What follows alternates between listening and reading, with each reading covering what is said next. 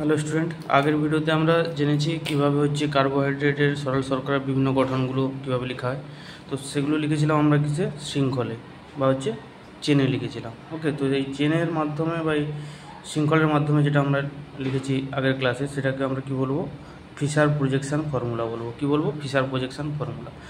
এই বিভিন্ন ধরনের শর্করাগুলোকে আমরা আবার সাইক্লিক বা রিঙ্গে আমরা লিখতে পারি, তখন তাকে বলবো কি? Howard projection. কী বলবো? Haworth projection. তো চেনের ক্ষেত্রে যেমন গ্লুকোজ 6 কার্বন যুক্ত হয় C6H12O6। তো এর ক্ষেত্রে আমরা যদি চেনে লিখি বা শৃঙ্খলে লিখি, তাহলে আমরা জানি যে গ্লুকোজটা কি 6 কার্বন যুক্ত সরল শর্করা, এবং এর ক্ষেত্রে কি না, এটা অ্যালডিহাইড যুক্ত একটা সরল শর্করা বা অ্যালডোজ সুগার। ওকে, তো সেক্ষেত্রে তাহলে অ্যালডিহাইড 1 নম্বর কার্বনে CH গ্রুপ রয়েছে। তারপরে বাকিগুলোতে কি বলেছিলাম যে OH কী থাকবে না, কার্বোহাইড্রেট মানে পলিহাইড্রোক্সিল গ্রুপ থাকবে, তাই OH আমি অ্যাড করে দিলাম, পলিহাইড্রোক্সিল গ্রুপ। ওকে, কিন্তু আমি বলেছিলাম 3 নম্বর কার্বনের ক্ষেত্রে OH গ্রুপটা কি হয়, ডান দিকে না হয় বাম দিকে হবে। ঠিক আছে, বাকি কার্বনের 4টা হাত রয়েছে, সব কার্বনের কতগুলো হাত হয়? 4টা হাত পূরণ করার জন্য আমি হাইড্রোজেন দিয়ে পূরণ করে দিলাম। ওকে, তো এটা কার স্ট্রাকচার পেলাম? গ্লুকোজের স্ট্রাকচার। তো এইখানে 3 নম্বরে, আর ওয়েস্টটা এদিকে না হয় এদিকে হয়েছে। তো এটা গ্লুকোজের স্ট্রাকচার। তো এই গ্লুকোজকে যদি আমরা এরকম চেনে না লিখে যদি আমরা এরকম রিং বা সাইক্লিকে লিখতে যাই, তাহলে আমরা সেটা লেখার জন্য 2 ধরনের আমরা রিঙে লিখতে পারবো। একটা পাইরান আর একটা ফিউরান। ওকে, তাহলে 2 ধরনের বলে লিখতে পারবো, পাইরান আর ফিউরান। তো এই সাইক্লিকে যখন লিখবো বা রিঙে লিখবো, তখন আমরা একে কী বলবো? হাওয়ার্ড প্রজেকশন ফর্মুলা বলবো। ওকে, তো এই পাইরানে দেখতে পাচ্ছি যে পাইরান একটা বলয় রয়েছে। তো বলয়ের ক্ষেত্রে পাইরানটা হেক্সাগোনাল স্ট্রাকচার হয় এবং অক্সিজেন এখানে রয়েছে, এটা দেখতে পাচ্ছি। এবং এটা কি না, এটা ফিউরান বলয়। এটা কি বলে? ফিউরান বলয়। তো ফিউরান বলয় এখানে ডবল বন্ড CH। ওকে, ডবল বন্ড এবং হয়ে গেল এখানেও CH আরও রয়েছে, বুঝেছে? তো এটা কি হলো? তো এটা ফিউরান বলে পেন্টাগোনাল আকৃতির হয়, কিন্তু পাইরানটা কী হয়? হেক্সাগোনাল আকৃতি, 6টা কোণ রয়েছে। ওকে, তো এর ক্ষেত্রে আমরা দেখতে পাচ্ছি, তো এটা তাহলে এখানে ডবল বন্ড দিয়েছি।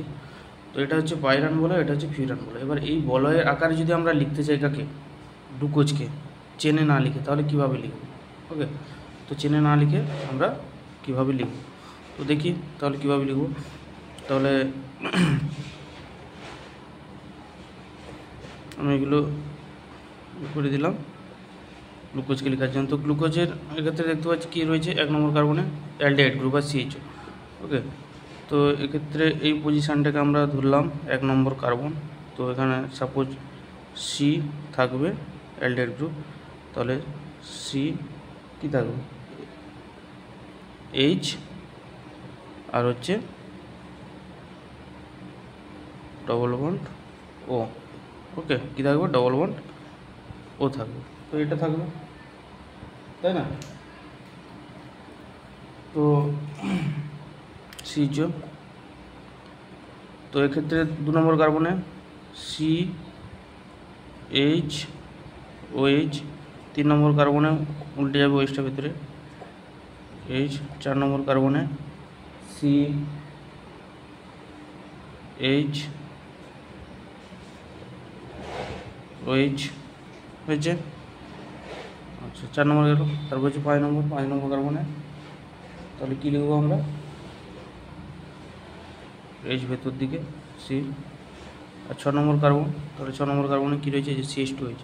তাহলে 6 নম্বর কার্বন উপরে লিখে দিলাম CH2OH হয়েছে। তাহলে এটা আমরা লিখলাম, এটা কি? তাহলে গ্লুকোজের 1 নম্বর কার্বন থেকে 6 নম্বর কার্বন পর্যন্ত আমরা কী করলাম? লিখে নিলাম এই পাইরান বলে। তো এভাবে এইখানটায় যখন রিং বা সাইক্লিক অর্ডার থাকে, তখন কি এটা 5 নম্বর কার্বন আর এটা 1 নম্বর। সেই 5 আর 1 নম্বর কার্বনের সঙ্গে তাহলে এখানে কী হবে? যুক্ত হবে। তো সেই যুক্ত হবে কীভাবে না, আমরা এখানে তাহলে দেখতে পাচ্ছি যে 5 নম্বর কার্বন, এখানে 5 নম্বর কার্বনটা আমরা লিখিনি, যে কী লিখতে হতো, ওএইচ আর হচ্ছে এইচ গ্রুপ থাকবে, কী থাকবে, ওএইচ এইচ। তো এইচ লিখেছি কিন্তু ওএইচটা আমরা লিখিনি, তাহলে ওএইচটা সাপোজ মনে করো এই দিকটা আছে। ওকে, তাহলে ওই গ্রুপটা কোন দিকে আছে, এই দিকে। তো এখন যখন রিং ফরমেশন করবে তাহলে এখানে এর সঙ্গে যুক্ত হবে। ওকে, তো এখানে এটা হচ্ছে হেমি অ্যাসিটার ফরমেশন করবে, তো সাইক্লিক হেমি অ্যাসিটার ফরমেশন এখানে ঘটবে। তো এখানে কী ঘটবে বললাম, সাইক্লিক হেমি অ্যাসিটার ফরমেশন কী করে না, এটা হচ্ছে যদি অ্যালডিহাইড, তাহলে অ্যালডিহাইডের হচ্ছে ক্ষেত্রে কী হয়, সি ডবল বন্ড ও CH2, ঠিক আছে। তাহলে অ্যালডিহাইড এটা, এবং এর সঙ্গে এই যে আর সাইড আর হচ্ছে চেন, কার্বনের চেন পরপর যুক্ত হয়েছে। তার সঙ্গে কি করব আমরা না, হচ্ছে এটা হচ্ছে কি অ্যালকোহল, OH হাইড্রোক্সি অ্যালকোহল, তাহলে অ্যালকোহলের পোর্শন হচ্ছে যুক্ত হবে, তাই না। তাহলে এটা হচ্ছে কি অ্যালডিহাইড পার্ট, আর এটা হচ্ছে তাহলে CH অ্যালডিহাইড পার্ট, OH হচ্ছে তাহলে কি এটা হচ্ছে কি অ্যালকোহল পার্ট, কী পার্ট, অ্যালকোহল। তো এই দুটো তাহলে কী হবে, যুক্ত হবে। তো যুক্ত হওয়ার সময় হচ্ছে কী হয়, মানে সাইক্লিক হেমি অ্যাসিডার ফরমেশান ঘটবে। কী ঘটবে, সাইক্লিক হেমি অ্যাসিডার ফরমেশান হচ্ছে এখানে ঘটবে। তো কীভাবে দিয়ে এই দুটো যুক্ত হলে কীভাবে উৎপন্ন হয় না, উৎপন্ন হবে হচ্ছে CH ওকে, আর হচ্ছে আর সাইড যেটা থাকে ওর সঙ্গে আর হচ্ছে এদিকে আর।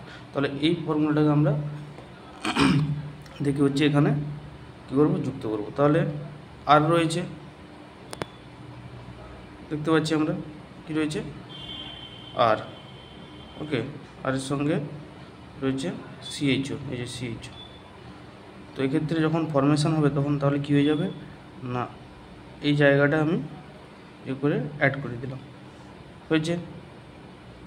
তাহলে হয়ে গেল CO, এই যে CO আর হচ্ছে আর চেন, কার্বনের চেন হয়ে গেল, হয়েছে। আর তাহলে কি পড়ে থাকলো, OH, ঠিক আছে। তাহলে এটা হয়ে যাবে কি, এটা কী হয়ে যাবে, OH হয়ে যাবে। ওকে, পেয়ে গেলাম এই যে OH আর হচ্ছে এই যে H, ওকে, তার সঙ্গে আবার আর মানে কার্বনের চেন, বুঝলি। তো এইভাবে হচ্ছে কি হয়, আমরা গ্লুকোজকে সাইক্লিক অর্ডারে বা বলয় হচ্ছে আমরা লিখতে পারবো। তো এটা হয়ে গেল কি, তাহলে গ্লুকোজের কি গ্লুকোপাইরানোজ, এটা কি হয়ে গেল তাহলে গ্লুকোপাইরানোজ হয়ে গেল। কীভাবে এক নম্বর কার্বনের সঙ্গে 5 নম্বর কার্বন যুক্ত হচ্ছে, কীভাবে অ্যালডিহাইড, ওকে, আর হচ্ছে অ্যালকোহল যেখানে হয়েছিল, দিয়ে কী হচ্ছে রিঅ্যাকশন সাইক্লিক হেমি অ্যাসিডার ফরমেশনের মাধ্যমে এই ধরনের এই পোর্শনটায় গঠিত হচ্ছে। ওকে, তো এইভাবে যে গ্লুকোপাইরানোজ আমরা জানলাম কীভাবে লেখা হয় সাইক্লিক স্ট্রাকচারের ক্ষেত্রে। তো এই ক্ষেত্রে আমরা দেখব, আমরা এইচটাকে কোথায় লিখেছি, উপরে লিখেছি, ওইচটাকে নিচে। তো এই যে গ্লুকোপাইরানোজ যেটা উৎপন্ন হলো, কি গ্লুকোপাইরানোজ বলবো না, যদি এইচটা উপরে থাকে ওইচটা নিচে থাকে, ঠিক আছে, তখন তাকে আমরা বলবো কি আলফা না বিটা বলবো, কি বলবো, আলফা না বিটা, আলফা বলবো। ওকে, তাহলে আলফা ডি গ্লুকোপাইরানোজ, কি বলবো, আলফা ডি গ্লুকোপাইরানোজ। যদি এইচটা কোথায় থাকে, ওপরে থাকে, আর ওএইচটা নিচে থাকে, তাহলে তাকে বলবো আলফা ডি গ্লুকোপাইরানোজ। আমি এটা চেঞ্জ করে দিলাম, ওএইচটাকে উপরে লিখলাম, ওকে, আর সাপোজ মনে করে এইচকে নিচে লিখলাম, তখন কী হবে, এটা আলফা ডি গ্লুকোপাইরানোজ হবে না, তখন হবে এটা বিটা ডি গ্লুকোপাইরানোজ। কী হবে, বিটা ডি গ্লুকোপাইরানোজ। তো কীভাবে আলফা ডি গ্লুকোপাইরানোজ, কীভাবে বিটা ডি গ্লুকোপাইরানোজ হচ্ছে, এই যে এইচ নিচে আসছে এবং এইচ উপরে লিখছি, তো এভাবে হচ্ছে ফরমেশান। ওকে, তাহলে আমরা জানলাম কিভাবে হচ্ছে পাইরান অথবা হেক্সাগোনাল স্ট্রাকচারে বা সাইক্লিক বা বলয়ে আমরা কিভাবে হচ্ছে লিখব, গ্লুকোজ লিখব। আলফা হলে এইচ ওপরে, আর বিটা ডি গ্লুকোপাইরানোজ হলে এইচ কী হবে, এইচ ওপরে গেলে আলফা ডি গ্লুকোপাইরানোজ, আর এইচ নিচে চলে এলে বিটা ডি গ্লুকোপাইরানোজ।